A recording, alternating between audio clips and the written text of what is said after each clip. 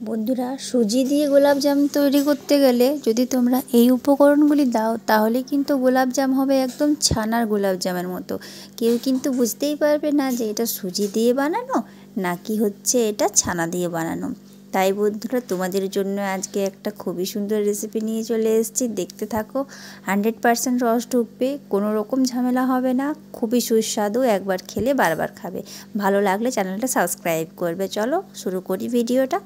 এই দেখো, প্রথমে একটু কড়াইতে সাদা তেল দিয়ে এর মধ্যে আমি সুজিটা দিয়ে দিলাম। মোটামুটি হাফ কাপের মতো আমি এখানে সুজি দিয়েছি, হাফ কাপ থেকে একটু কম। এটাকে একটু নাড়াচাড়া করে নেব। এই দেখো, এভাবে কিছুক্ষণ নাড়াচাড়া করে নেব আমি সুজিটা। এরপর একটুখানি জল দিয়ে দিলাম। তোমরা কিন্তু এখানে জলের বদলে লিকুইড দুধ কিন্তু ব্যবহার করতে পারো, আমি এখানে জলই ব্যবহার করেছি। এটাকে শুকনো শুকনো করে নিতে হবে। এই দেখো, এখানে এটা শুকনো শুকনো করিয়ে আমি একটা থালার মধ্যে ঢেলে রাখলাম। এই দেখো বন্ধুরা, শুকনো করা সুজিটা এখানে রয়েছে, এটা আমি থালার মধ্যে কিন্তু ঢেলে রেখেছি। আর বন্ধুরা, এখানে আমি নিয়েছি দেখো ছানা। ছানা কিন্তু এতটাই লাগবে। এখানে কিন্তু বাড়িতে তৈরি করা ছানা আমি নিয়েছি। এই দেখো, এখানে বন্ধুরা সুজিটা যেটা আমি তৈরি করলাম সেটা কিন্তু ভালো করে একটু হাত দিয়ে মাখিয়ে নিচ্ছি। এটা কিন্তু খুব ভালো করে হাত দিয়ে প্রথমে মাখাতে হবে, সুন্দর করে মাখাতে হবে। এই দেখো, যেন দানা দানা না থাকে, এইভাবে মাখিয়ে নিয়েছি। এরপর যে ছানাটা আমি নিয়েছিলাম, এই ছানাটা দেখো এতটা দিতে হবে।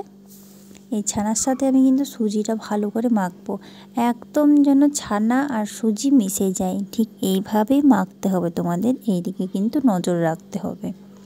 তাই দেখো, হাত দিয়ে আমি খুব ভালো করে কিন্তু মেখে নিচ্ছি, দুটো উপকরণ যেন একসাথে হয়ে যায়। এই দেখো, মাখার পর এখানে আমি নিয়েছি একটুখানি ময়দা নিয়েছি, একটুখানি অ্যারারুট নিয়েছি, একটুখানি গুঁড়ো দুধ আর সামান্য একটু চিনি। চিনি আমি গোটা নিয়েছি, তোমরা কিন্তু গুঁড়োও ব্যবহার করতে পারো। এতে করে কিন্তু মিষ্টিটা জালিদার হয়।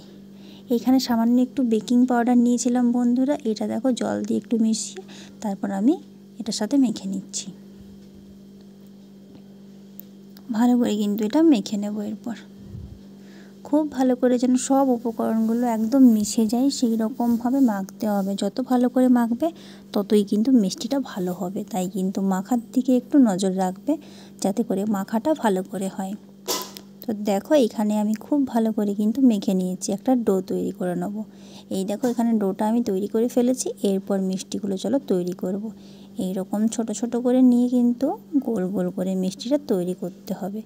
এই দেখো, এই রকম গোল করলেই কিন্তু মিষ্টির তৈরি। এই দেখো, একটুও কিন্তু হাতে লাগবে না বন্ধুরা। এইভাবে দেখো আমি সব মিষ্টিগুলো তৈরি করে নিয়েছি।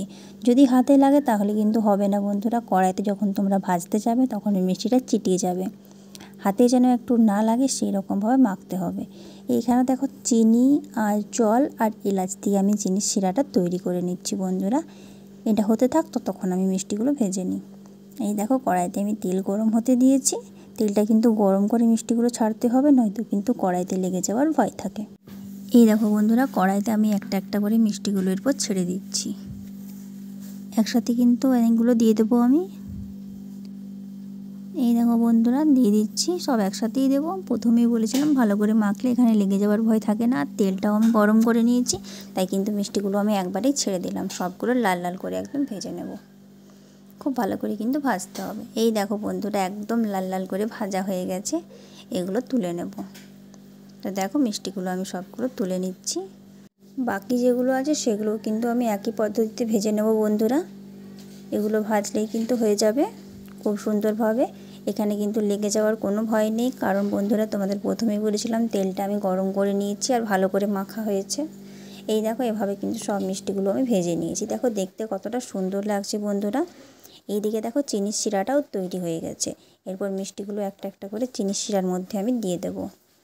এটা বন্ধুরা 12 মিনিট পর আমি চিনির শিরা থেকে নামিয়ে নেব। এই দেখো, এখানে 12 মিনিট পর আমি চিনির শিরা থেকে তৈরি করে নিয়েছি। দেখে কেউ বলতেই পারবে না এটা ছানা দিয়ে বানানো নাকি সুজি দিয়ে। তো বন্ধুরা, তোমরা এই সিক্রেট উপকরণগুলো দিয়ে কিন্তু সুজি দিয়ে বানিয়ে মিষ্টিগুলো গোলাপজাম বানাতে পারো। তো কেমন লাগলো রেসিপিটা জানাতে কিন্তু একদম ভুলবে না বন্ধুরা। ভালো লাগলে অবশ্যই একটা লাইক দিয়ে কিন্তু আমার চ্যানেলটা সাবস্ক্রাইব করতে ভুলবে না। আর বন্ধুরা, তোমরা এইভাবে বানালে কিন্তু যে কোনো দোকানের থেকেও ভালো হবে তোমাদের মিষ্টি। ভালো থেকো সবাই, সুস্থ থেকো।